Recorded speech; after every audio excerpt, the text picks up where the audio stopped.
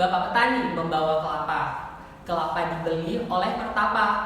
Dalam pembuka saya menyapa untuk para penonton yang indah rupa. Assalamualaikum warahmatullahi wabarakatuh. Waalaikumsalam warahmatullahi wabarakatuh. Alhamdulillahirabbil alamin wa bihi nasta'in ala umuri dunya waddin wassalatu wassalamu ala asyrofil anbiya'i wal mursalin sayyidina Muhammadin wa ala alihi wa sahbihi ajmain. Amma ba'du. Yang kami hormati Ibu Haida Davitri STMkom sebagai dosen dari mata kuliah Sistem Informasi Akuntansi dan Keuangan serta seluruh para teman-teman yang telah bersedia menonton video presentasi dari kelompok kami. Izinkan saya memperkenalkan diri, saya Alifatul Habibi dari kelompok 1 yang akan membantu jalannya presentasi kami pada hari ini. Adapun judul presentasi kami yang akan kami sajikan mengenai analisis perancangan aplikasi dan sistem keamanan pada PT Sanjaya. Selanjutnya, saya akan memperkenalkan rekan-rekan saya yang terdapat di dalam kelompok 1. Yang pertama ada saudara Aldi Gunawan, kemudian ada saudara Wisnu Panggabean, dilanjutkan lagi ada saudara Laila Nur Hidayah, kemudian ada Manja Fadila, dan yang terakhir ada saudara Sabta Febrian. Dalam daftar isi penyajian yang akan kami sampaikan pada video kali ini terdapat 5 bab yang akan kami paparkan. Di bab 1, kemudian dilanjutkan pada bab 2, selanjutnya bab 3, bab 4, dan yang terakhir bab 5 yang terdapat berupa kesimpulan dan juga saran. Langsung saja masuk pada bagian bab pertama, akan saya serahkan kepada teman saya yaitu saudara Wisnu Panggabean. Kepada saudara dipersilahkan. Baik, terima kasih atas waktunya. Di sini saya akan menjelaskan pada bab 1. Yang pertama itu ialah latar belakang masalah. Pada PT Sanjaya sebagai perusahaan swasta yang bergerak di bidang percetakan, undangan, kartu nama, souvenir pernikahan. Selain itu mereka juga menyediakan WO dan wedding photo studio. Dalam mekanisme sistem pembayaran yang mereka lakukan kepada para customer, disepakati dengan memberikan DP sebesar 50% dan akan dilunasi ketika jasa sudah selesai diproduksi. Adapun mengenai DP 50% dilakukan untuk membiayai bahan baku yang diperlukan untuk membuat pesanan para customer-nya. Selain itu juga dilakukan untuk menghindari kerugian yang akan terjadi apabila secara tiba-tiba pelanggan melakukan pembatalan pesanan atau tidak dapat melunasi pembayaran dari pesanan tersebut. Maka dari itu didapatlah sebuah permasalahan yang ditemui pada perusahaan ini, yaitu masih melakukan sistem pendataan manual dan belum memanfaatkan dari adanya teknologi komputer dan dalam mengaplikasikan sistem informasinya. Kemudian pada ruang lingkup. Pada ruang lingkup ini kami melakukan analisis perancangan aplikasi dan keamanan dalam siap di PT Sanjaya. Kemudian kami juga melakukan perancangan aplikasi sistem informasi penjualan tunai dan penerimaan kas. Lalu kami akan menyiapkan prosedur tolak ukur yang meliputi yang pertama yaitu menerima pesanan, yang kedua menerima DP, yang ketiga menyiapkan barang pesanan dan melakukan pengiriman barang, dan yang keempat menerima sisa pembayaran serta membuat jurnal penerimaan kas. Selanjutnya tujuan penelitian. Adapun tujuan dalam penelitian kami ini yaitu untuk menilai seberapa perlu perusahaan dalam meningkatkan kelayakan pengguna sistem informasi akuntansi dan keuangan, dan juga untuk melakukan perancangan terhadap aplikasi yang memenuhi kebutuhan bisnis dan memberikan informasi sebagai nilai tambah. Kemudian mengidentifikasi dan juga mengatasi potensi risiko keamanan dalam sistem informasi. Selanjutnya, manfaat penelitian. Pada manfaat penelitian ini memiliki 2 manfaat, yaitu manfaat praktis dan manfaat teoritis. Pada manfaat praktis yaitu memberikan sebuah rekomendasi dalam perancangan sebuah aplikasi yang lebih efisien dan efektif, serta meningkatkan keamanan pada sistem informasi untuk melindungi data perusahaan. Kemudian pada manfaat teoritis Di sini memperoleh informasi tentang kesesuaian prosedur pada sistem informasi dengan standar umum yang berlaku. Mungkin itu saja dari saya. Sekian, terima kasih. Baiklah, terima kasih. Setelah kita mengetahui tentang pembahasan yang terdapat di bab 1 yang terdiri dari latar belakang, kemudian ruang lingkup pembahasan, dilanjutkan dari tujuan penelitian serta manfaat dilakukannya penelitian, maka selanjutnya kita akan masuk kepada bagian bab 2 yang terdapat beberapa aspek konsep untuk menunjang penelitian, yaitu landasan teori serta penelitian terdahulu. Nah, pada bagian bab 2 ini akan disampaikan oleh teman kami, Saudari Laila Nurhidayah. Kepada saudari dipersilakan. Baiklah, saya akan menjelaskan rangkaian yang selanjutnya, yaitu bab 2 landasan teori. Pertama ada analisis. Analisis adalah penyelidikan terhadap suatu peristiwa atau perbuatan, karangan, dan sebagainya untuk mendapatkan fakta yang tepat atau asal usul, sebab, penyebab sebenarnya, dan sebagainya. Yang kedua, perancangan. Menurut Kamus Besar Bahasa Indonesia atau KBBI, perancangan merupakan proses atau kegiatan yang dilakukan untuk merancang atau membangun suatu produk. Aplikasi. Menurut Kadir, tahun 2008, halaman 3, program aplikasi adalah program siap pakai untuk melaksanakan suatu fungsi bagi pengguna atau aplikasi lain. Selanjutnya, keamanan. Menurut Whitman dan Milton, tahun 2012, keamanan informasi adalah mekanisme untuk melindungi kerahasiaan integritas dan ketersediaan aset informasi, baik dalam penyimpanan, pengolahan, maupun transmisi. Keamanan risiko dapat tercapai melalui penerapan kebijakan, pendidikan, pelatihan, dan kesadaran serta teknologi. Yang terakhir, sistem informasi akuntansi dan keuangan. Menurut Oslo, yang dikutip dari Wahyono tahun 2004 halaman 13, sistem informasi akuntansi adalah suatu komponen organisasi yang mengumpulkan, mengklasifikasikan, mengolah, menganalisis, dan mengkomunikasikan informasi finansial dan pengambilan keputusan yang relevan kepada pihak di luar dan di dalam usaha. Selanjutnya, penelitian terdahulu.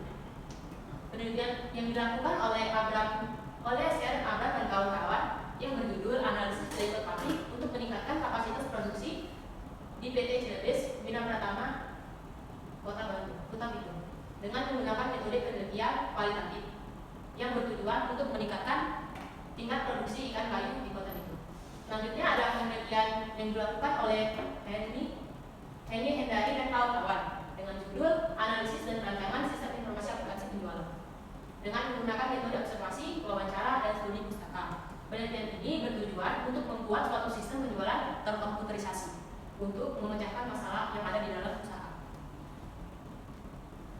Selanjutnya yaitu artikel yang berjudul Analisis dan Rancangan Sistem Informasi Aplikasi Penjualan Tunai dan Penerimaan Kas pada CV and Niaga Corpora. Dan terakhir, penelitian yang dilakukan oleh Marta Viola dan kawan-kawan yang berjudul Analisis dan Perancangan Sistem Informasi Akuntansi Penjualan dan Persediaan pada PT SCC. Nah, penelitian ini menggunakan metode analisis dan perancangan dengan melakukan pendekatan analisis permasalahan pada sistem yang telah berjalan.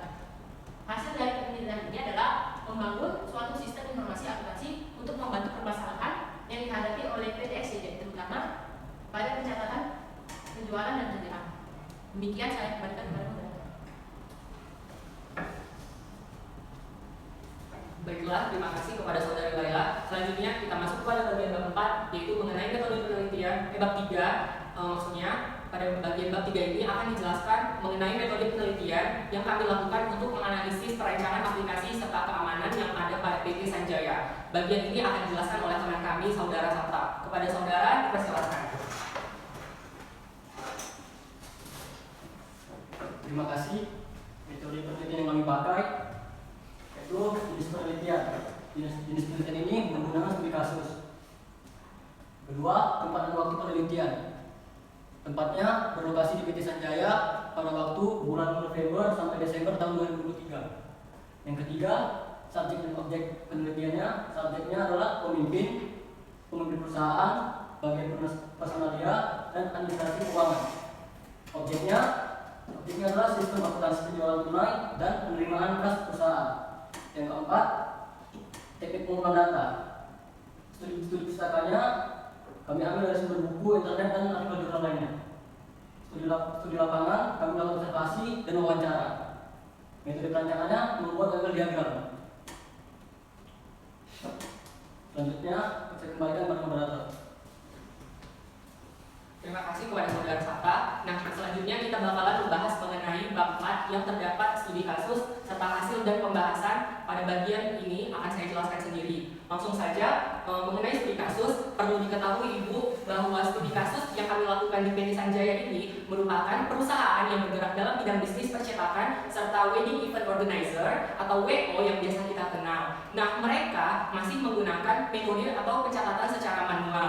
Dalam hal ini, ketika ada pembeli yang ingin melakukan transaksi pada perusahaan tersebut, mereka masih menggunakan sistem administrasinya secara manual atau tertulis. Jadi, meskipun mereka sudah berkecimpung dalam dua aspek bisnis yang berbeda, mereka tentunya terdapat permasalahan yang kami gali, yakni banyak data-data mereka yang salah, sehingga dalam hal inilah kami melakukan analisis mengenai penjualan tunai serta pemberian kas di perusahaan PT Sanjaya sendiri. Nah, untuk bagian hasil dan pembahasannya Bu, kami di sini tentunya pertama ada prosedur penjualan jasa tunai. Menurut dari pendapatnya Hartono pada tahun 2018, sistem penjualan jasa tunai itu merupakan sistem penjualan jasa yang pembayarannya itu dilakukan secara tunai. Maksudnya tidak ada melakukan sistem transaksi melalui metode pembayaran transfer. Nah, tentunya dalam hal ini penjualan jasa tunai itu si penjual akan memberikan berupa pengeluaran kas yang dokumennya nanti itu digunakan antara lain faktur penjualan tunai, kemudian catatan gudang, serta jurnal penerimaan kas. Makanya dalam hal ini aspek analisis aplikasi yang kami buat itu menggunakan aplikasi analisis penjualan tunai serta pengeluaran kas di perusahaan PT Sanjaya. Untuk itu terdapat langkah-langkah berupa prosedur dalam penjualan jasa tunai ini. Yang pertama, prosedur order penjualan. Kemudian setelah prosedur order penjualan ini dilakukan, maka pihak perusahaan akan melakukan prosedur pencatatan penerimaan kas. Nah, disinilah mereka akan memberikan bukti kepada customer atau pelanggan mereka jurnal dari kas yang udah mereka buat. Kemudian dilanjutkan lagi prosedur penyerahan jasa, yaitu berupa wedding event organizer kepada pelanggan tersebut. Dan yang terakhir ada prosedur pencatatan penjualan. Nah, pada bagian sistem penjualan barang tunai ini akan disambung oleh teman saya, yaitu Saudara Ali Gunawan. Pada saudara, dipersilakan. Terima kasih kepada moderator. Di sini saya akan melanjutkan sistem penjualan barang tunai. Sistem penjualan barang tunai merupakan sistem penjualan yang dilakukan dengan cara mewajibkan pembeli melakukan pembelian secara tunai pada saat barang diserahkan. Prosedur penjualan barang tunai terdiri dari langkah-langkah dalam mencatat transaksi penjualan yang dilakukan secara tunai. Langkah ini mencakup beberapa prosedur, yaitu prosedur order penjualan, prosedur penerimaan kas, prosedur penyerahan barang, prosedur pencatatan penjualan, dan prosedur pencatatan penerimaan kas dari jenis penjualan tunai. Nah, di sini terdapat activity diagram. Activity diagram dari sistem penjualan barang dan jasa tunai. Pada activity diagram ini terdapat 4 bagian, yaitu bagian pelanggan, bagian penjualan, bagian produksi, dan bagian keuangan. Pada activity diagram ini, pertama dijelaskan pelanggan melakukan pemesanan barang dan yang akan diserahkan kepada bagian penjualan. Di bagian penjualan mereka akan menerima pesanan, di mana informasinya sales order, dan akan dilanjutkan dengan menerima DP. Di bagian menerima DP ini mereka akan menginformasikan kwitansi dan juga akan dilanjutkan ke bagian produksi. Di bagian produksi ini mereka akan memproduksi pesanan. Di bagian memproduksi pesanan ini terdapat saja informasi, yaitu sales order, dan kemudian mereka akan menyerahkan ke bagian penjualan untuk menyiapkan barang. Di bagian menyiapkan barang ini terdapat informasi, yaitu surat jalan dan sales, dan mereka akan mengirim barang. Tapi di bagian mengirim barang ini akan diserahkan pada bagian produksi. Di bagian produksi ini terdapat informasi, yaitu surat jalan dan sales. Nah, di sini pelanggan harus memberikan bukti transfer pembayaran. Di bukti transfer pembayaran ini terdapat beberapa informasi, yaitu surat jalan, sales, dan juga bukti transfer sisa pembayaran.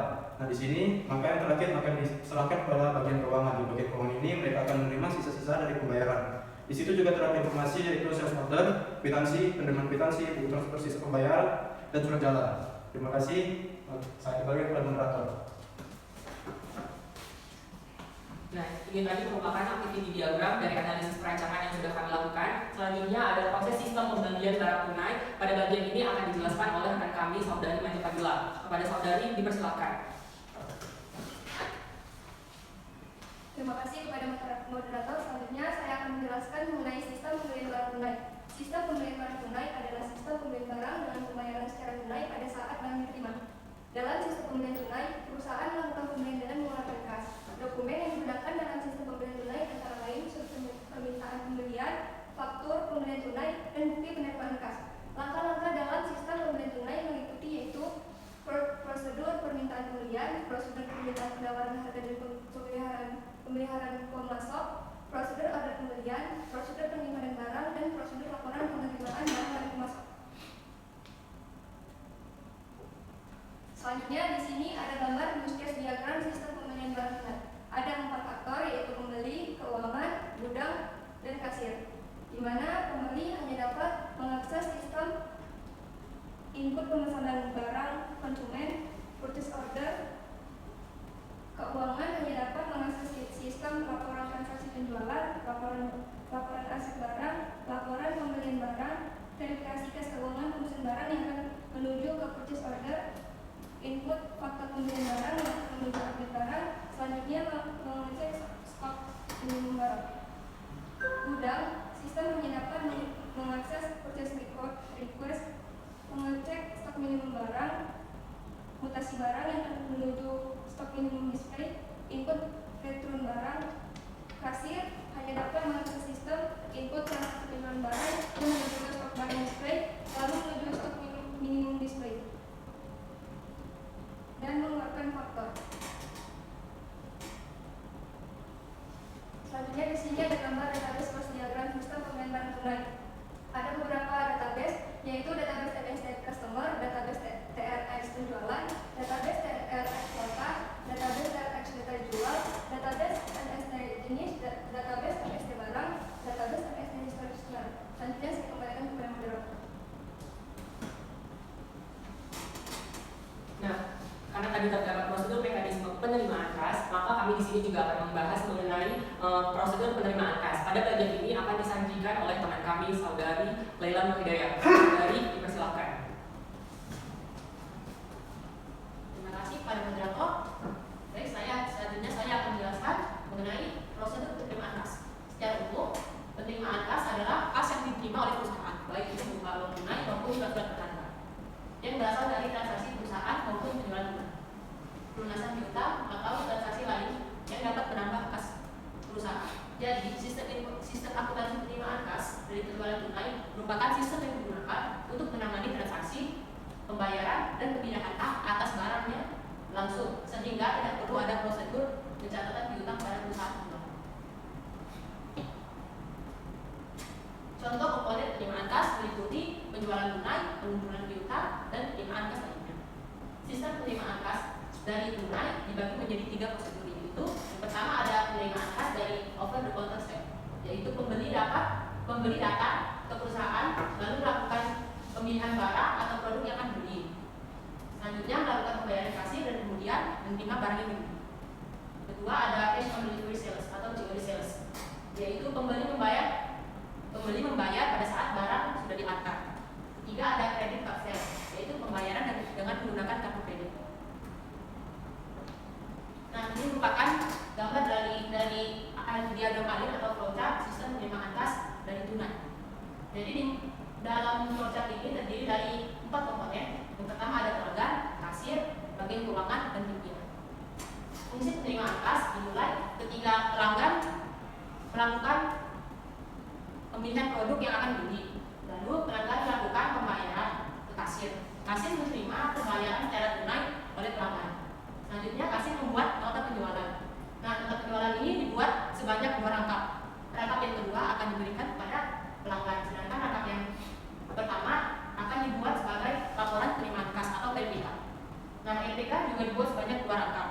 Rangkap pertama akan dijadikan sebagai laci, dan rangkap yang kedua akan dikirimkan ke bagian keuangan. Dari LPK tadi, maka dibuatlah laporan penjualan tunai atau LPT. LPT dibuat menjadi 2 rangkap juga. Nah, rangkap yang pertama akan dijadikan sebagai laci, dan rangkap yang kedua akan dikirimkan kepada pimpinan. Demikian saya kembalikan kepada Anda.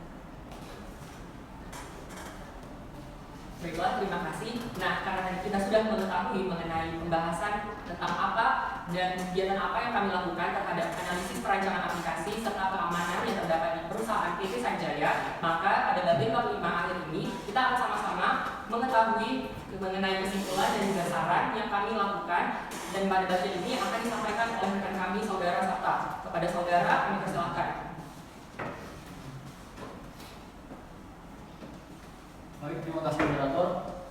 Kesimpulan saran, di kesimpulan pertama, dalam proses penjualan belum ada pemisahan tugas dan pengiriman barang pesanan kepada pelanggan sehingga mengakibatkan terjadinya perintah bertanggung jawab.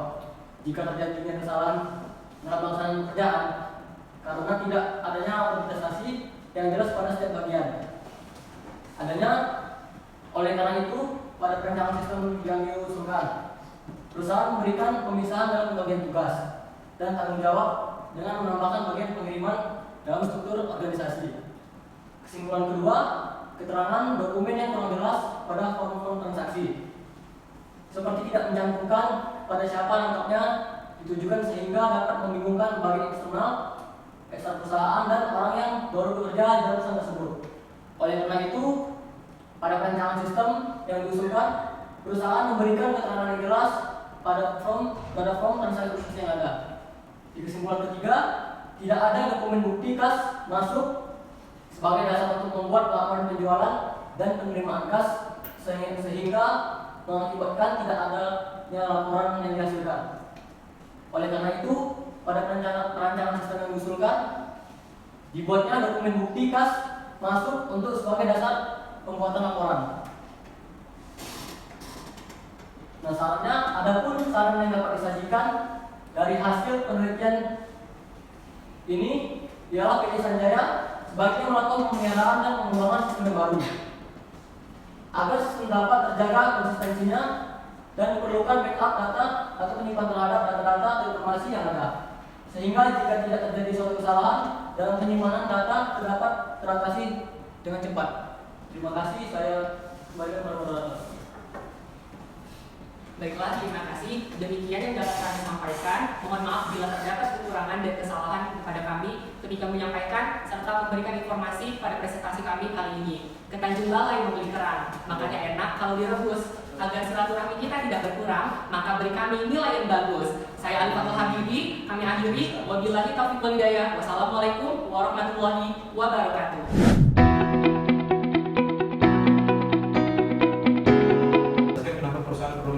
Sistem informasi akuntansi dan keuangan, karena sistem informasi akuntansi dan keuangan itu sangat penting karena aplikasinya akurat dalam menghitung dan mencatat keuangan termasuk pembelian, penjualan dan transaksi lainnya, juga dapat minimalisir kesalahan seperti kesalahan internal dan juga dapat mencegah terjadinya penipuan.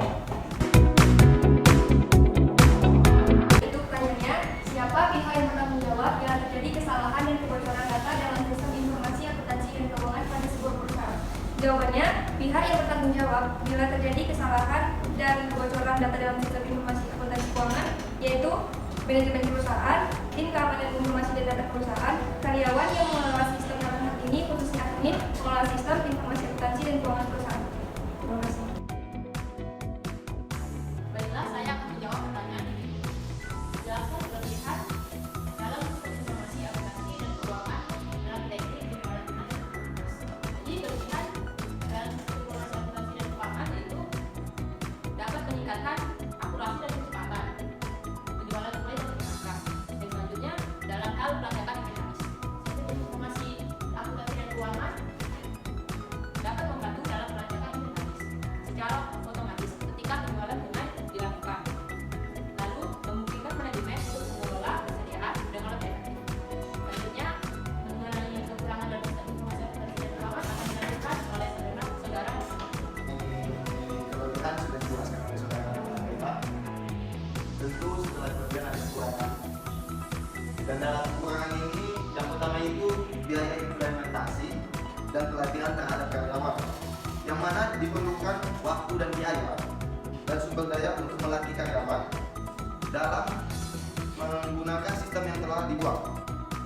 Dan beberapa karyawan mungkin menghadapi kurva belajar yang curang. Kemudian yang kedua yaitu maintenance dan pembaharuan. Pada maintenance dan pembaharuan, kita perlu perawatan dan pembaruan berkala, dan ketidakmampuan untuk melakukan pemeliharaan dapat menyebabkan kerentanan keamanan dan ketidakcocokan dengan perkembangan teknologi. Mungkin itu saja. Terima kasih. Saya kembalikan kepada Bapak. Jadi,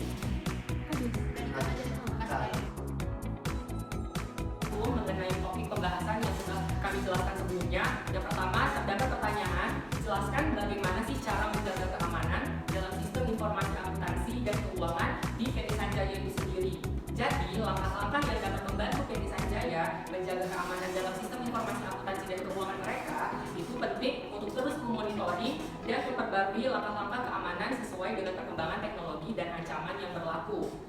Terdapat langkah-langkah yang bisa dilakukan oleh mereka. Yang pertama, identifikasi dan evaluasi resiko.